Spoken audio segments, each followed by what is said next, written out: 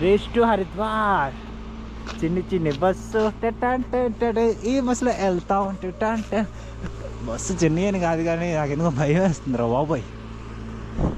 దగ్గర టైర్లోనే బోల్తా కొట్టేది కదా, వద్దు. హర హర మహాదేవ్ శంభో శంకర. హాయ్ మామ, గుడ్ మార్నింగ్. నైట్ అయితే ట్రావెలింగ్ వీడియో అయితే రికార్డ్ చేయడానికి అయితే అవ్వలేదు, ఎందుకంటే క్లారిటీ లేదని చెప్పేసి. సో ఇప్పుడు మార్నింగ్ అయితే నేను రికార్డ్ చేస్తున్నా. మనమైతే స్టార్ట్ అయింది అయితే హరిద్వార్ నుంచి సోంప్రాగ్ వరకు బస్సులో అయితే స్టార్ట్ అయ్యాము. బస్సెస్ వచ్చేసరికి మార్నింగ్ 4 నుంచి 11 వరకు అవైలబిలిటీ ఉంటాయంట. ఆ తర్వాత అయితే బస్సెస్ అయితే ఉండవు. ఇక డిస్టెన్స్ వచ్చేసరికి 226 కిలోమీటర్స్, బట్ జర్నీ వచ్చేసరికి 7 అవర్స్ అనమాట. సో దాన్ని బట్టి క్యాలిక్యులేట్ చేసుకోండి ఎంత ఘాటీ రోడ్ అనమాట ఇది. సో ఎంత ల్యాండ్ స్లైడ్స్ అయితే ఎంత ఇబ్బందిగా ఉంటుందని మనం అర్థం చేసుకోవాలి కొంచెం. సో ఈ వీడియో మొత్తం కంప్లీట్ అయిందంటే హరిద్వార్ నుంచి సోంప్రాగ్ వెళ్ళేంత వరకు ఘాటీ రోడ్ ఎట్లా ఉంటుందో కంప్లీట్ అనమాట చూపిస్తాను. ఎక్కువ కంటెంట్ అయితే నేను కంప్లీట్ విజువాలిటీ అయితే నీకు చూపిస్తాను అనమాట.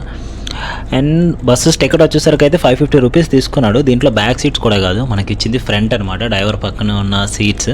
బ్యాక్ సీట్స్ వచ్చేసరికి అసలు ఎట్లా ఇవ్వరంటే ఆన్లైన్లో బుక్ చేసుకోవాలని చెప్పారు. బస్సెస్ చిన్నవి కదా, తక్కువ సీట్స్ ఉన్నాయి. ఎవ్రీ 10 మినిట్స్కి అయితే ఒక బస్ అయితే మూవ్ అవుతుంది. అమౌంట్ ఎక్కువ ఇస్తా, బ్యాక్ సీట్ ఏమన్నా సరే వీరైతే ఇవ్వాలన్నారు. లేవు సార్ అని చెప్పారు. చాలామంది ఆల్రెడీ ఫుల్ అయిపోయాయి, ఆన్లైన్లో చేసుకోమంటున్నారు. సో నెక్స్ట్ టైం నుంచి అయితే ఆన్లైన్లో చేసుకొని అయితే బెటర్ అయితే నేను చెప్తాను అనమాట. ఇప్పుడు టైం వచ్చేసరికి అండ్ ఆల్మోస్ట్ మనం హరిద్వార్ దాటేసి 60 కిలోమీటర్స్ అయితే వచ్చాము. అండ్ ఎవరైతే హరిద్వార్ ముందే ఇలా ఎర్లీ మార్నింగ్ స్టార్ట్ అవ్వకుండా మార్నింగ్ 10 అట్లా 9 అట్లా స్టార్ట్ అయ్యేవాళ్ళు రిషికేశ్ వెళ్ళండి. రిషికేశ్లోని అది మహాదేవ్ టెంపుల్ ఉంటుంది. మహాదేవ్ టెంపుల్ దర్శనం తీసుకొని అక్కడ బయలుదేరితే బెటర్. బట్ మేము అట్లానే అనుకున్నాం కానీ ఎర్లీ మార్నింగ్ 4 o'clock కదా, మళ్ళీ వెయిట్ చేయడం ఎందుకు, దట్టు గోదావరిలో గంగాలో కూడా వాటర్ అయితే ఏం లేదు. సో ఇంకెందుకులే అని చెప్పి టైం వేస్ట్ అని చెప్పి మనం 4 o'clockకే స్టార్ట్ అయిపోయాం. బస్సు 4కి ఎక్కాము, వారు తీసరికి 4:30 అప్రాక్స్ అట్లా అయ్యింది. సో ఇంకా వ్యూ మాత్రం నేనైతే నెక్స్ట్ టైం మళ్ళీ ఇప్పుడు ఇది చూసిన తర్వాత, ఈ ట్రావెలింగ్ చేసిన తర్వాత మళ్ళీ ఇది ఎప్పుడైతే మళ్ళీ 6 months తర్వాత ఓపెన్ అవుతుంది కదా, అప్పుడు మళ్ళీ అయితే వద్దాం అనుకుంటున్నా. బట్ బైక్ మీద వద్దాం అనుకుంటున్నాను. ఈ విజువాలిటీకి బైకే బెటర్, ఇట్లా బస్సులో కన్నా కార్లో కన్నా. లైక్ ఎవరైతే లదాఖ్ అటు వెళ్ళిన వాళ్ళు ఆల్రెడీ ఎక్స్ప్లోర్ చేసే ఉంటారు. సో సేమ్ ఫీల్ వస్తుంది కొంచెం దానిలో అనేది కూడా. లదాఖ్ వెళ్తున్న రైడ్ ఫీల్ వస్తుంది ఈ ట్రక్కింగ్ ఈ ఆఫ్ రోడ్ కూడా.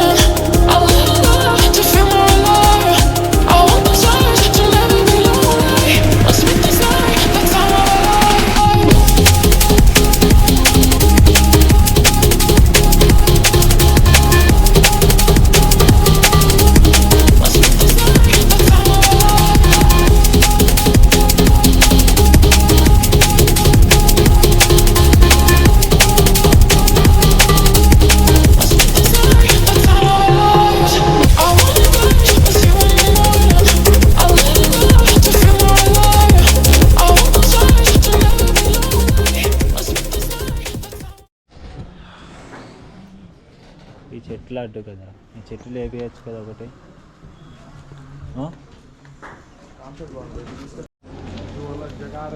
రాయపూర్ మీ ఊళ్ళో ఉన్నారు.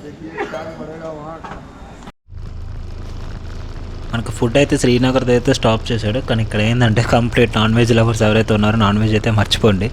హరిద్వార్ నుంచి మనకు అసలు నాన్ వెజ్ కాదు కదా, అసలు నాకు అసలు దోశ ఇడ్లీ ఇవి కూడా ఏం దొరకలేదు.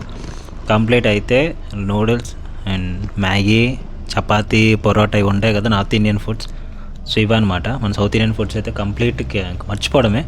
నార్త్ ఇండియన్ ఫుడ్కి వచ్చాడు ఇంకంతా.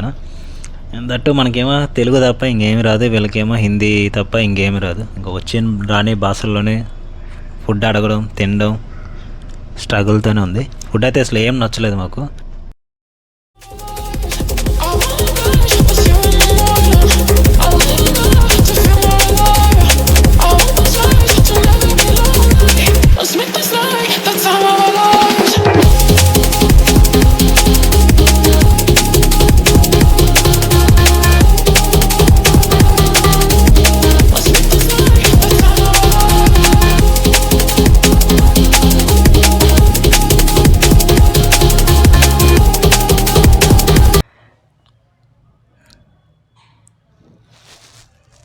మామ ఎవరైతే ఘాటి రోడ్లో వస్తారో కొంచెం కార్ డ్రైవింగ్ కంప్లీట్ వచ్చిన వాళ్ళు అయితే రండి, ఘాటి రోడ్లో తీసేవాళ్ళు, లేదంటే అట్లానే యాక్సిడెంట్ అవుతుంది. సో జాగ్రత్తగా చూసుకో.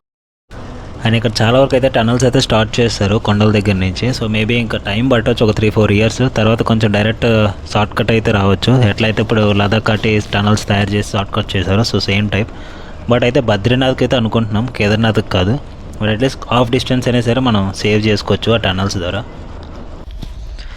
ఇప్పటికైతే 105 కిలోమీటర్స్ అయితే వచ్చాము. ఆల్మోస్ట్ 3 hours 15 minutes టైం అయితే తీసుకుంది.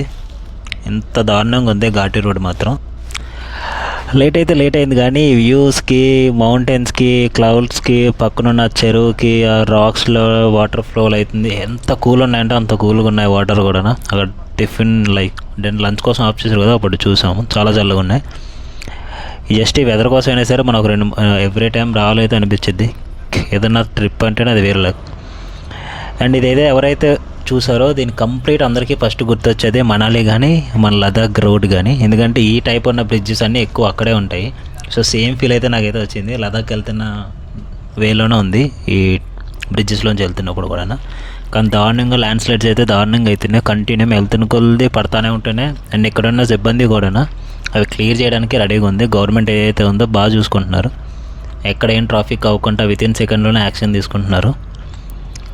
కంప్లీట్గా అయితే ల్యాండ్ స్లైడ్ అవుతున్నాయి. దట్ వే కూడా చిన్నది కదా, ఒక సింగిల్ వేలోనే 1 way 2 ఆపోజిట్ డైరెక్షన్లో కూడా వస్తున్నాయి. సో డ్రైవింగ్ మాత్రం జాగ్రత్త కేర్ఫుల్గా చేసుకుంటూ వెళ్ళాలి, మళ్ళీ ఇక్కడ ఏమైనా సరే ప్రాబ్లం అవుతుంది.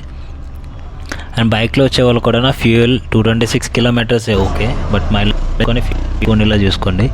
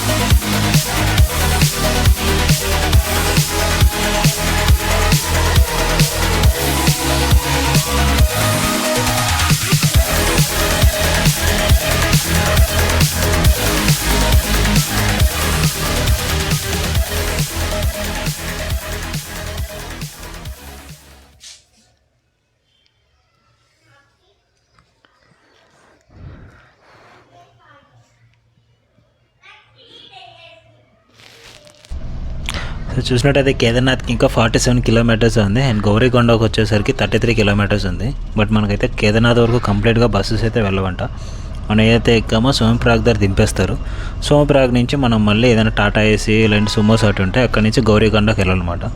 అది వచ్చేసరికి 5 kilometers ఉంటుంది. ఇంకా అక్కడి నుంచి కంప్లీట్ మన కేదార్నాథ్ వరకు ట్రెక్కింగే చేసుకోవాలి. 16 kilometers, నార్మల్గా అయితే 23 kilometers.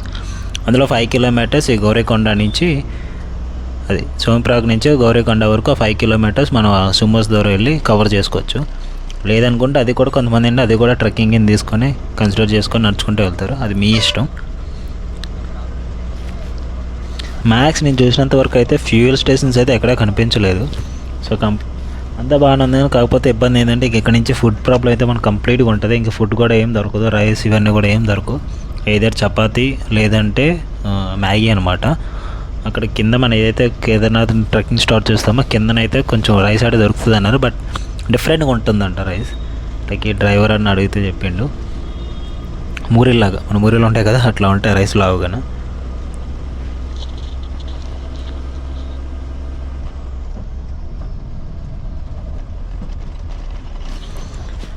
అంతా కాదు కానీ అసలు ఇక్కడ ఎంత దూరం ఇంత పైనలోని సారీ అసలు ఇలా ఉంటున్నారో కూడా అర్థం కావట్లేదు. సిటీ దూరంగా ఎంజాయ్ చేయాలన్నా అంతేలే, వ్యూ వీళ్ళకి నచ్చింది. ఒక్కొక్కరు ఒక్కొక్క దగ్గర ఉంటారు, ఎవరు అలవాటు వాళ్ళది, ఎవరికి ఎక్కడుంటే అక్కడే వాళ్ళు కంఫర్ట్ కాబట్టి.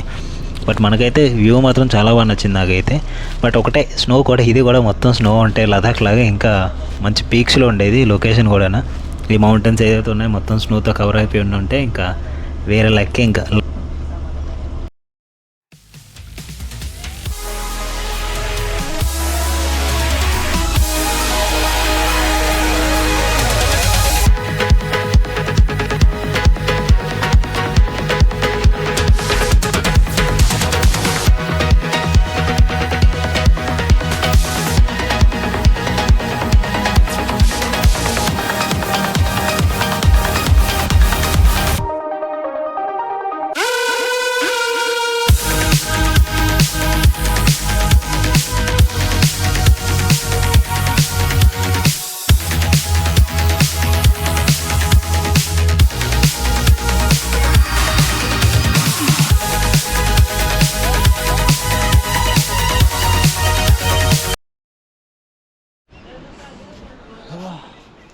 బస్సు ఎప్పుడే దిగాలి. ఇన్ కేస్ వెరిఫికేషన్ కాకపోతే మనం బస్సు దిగిన వెంటనే సోమప్రయాగ్ దగ్గర బస్సు దిగిన వెంటనే వెరిఫికేషన్ కూడా ఉంటుంది. సో వెరిఫికేషన్ చేసుకోవచ్చు. సో అక్కడ చూపించాను కదా బ్లూ కలర్లో, అదే వెరిఫికేషన్ ఆఫీస్. వెరిఫికేషన్ అంటే ఏం లేదు, మనకు పాస్ అనమాట. పైకి ట్రెక్కింగ్ అంతా అయిపోయిన తర్వాత దేవస్థానం గుడిలోకి వెళ్ళడానికి మనకు పాస్ అయితే ఉండాలి. చాలామంది ఆన్లైన్లో చేసుకుంటారు, కొంచెం భయపడతారు అది లేకపోతే ఎంట్రీ చేయరు, అలా చేయాలని. బట్ ప్రాబ్లం ఏం లేదు, మీరు డైరెక్ట్ ఇక్కడికి వచ్చేసి జస్ట్ ఆధార్ కార్డ్ చూపించేస్తే వితిన్ సెకండ్లో వాళ్ళు మీకు బార్కోడ్ టైప్లో ఉన్న ఒక పాస్ అయితే ఇచ్చేస్తారు. సో అది తీసుకొని మన ట్రెక్కింగ్ అంతా అయిపోయిన తర్వాత దర్శనం చేసుకోవచ్చు. అది లేకపోతే ఏం లేదు, కంప్లీట్ దర్శనం లోపలికైతే ఎలా ఉండదు, గుడి వరకు మనం వెళ్ళిపోవచ్చు. గుడి ఇన్సైడ్కి అయితే వెళ్ళండి కాదనమాట పాస్ లేకపోతే, అంతే తప్ప ఇంకేం లేదు.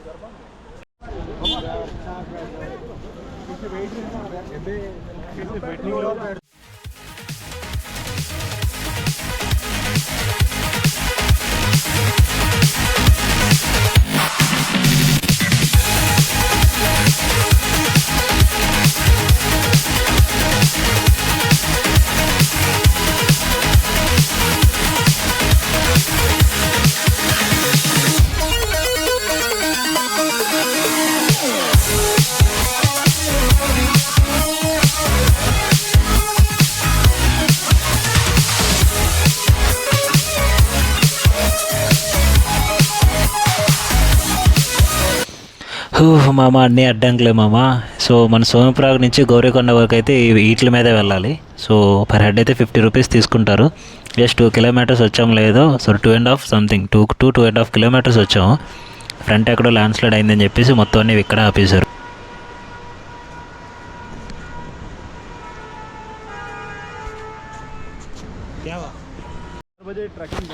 సో ఇంకా అక్కడి నుంచి అయితే నడుచుకుని అయితే వెళ్ళిపోమన్నారు. పర్లేదు, క్లైమేట్ అయితే చాలా కూల్గా ఉంది ఇక్కడ. ఒక పక్క ఎండ, బట్ కూల్గానే ఉంది వెదర్ మొత్తం. సో కంప్లీట్గా వీళ్ళైతే క్లీన్ చేస్తానని అన్నారు. మెయింటెనెన్స్ అయితే చాలా బాగుంది. ఎక్కడికైతే అక్కడ ల్యాండ్ స్లైడ్స్ అయినా, క్రెయిన్స్ కానీ, రోడ్ క్లియర్ చేయడం కానీ, ట్రాఫిక్ ఇబ్బంది లేకుండా అన్ని టైం టు టైం.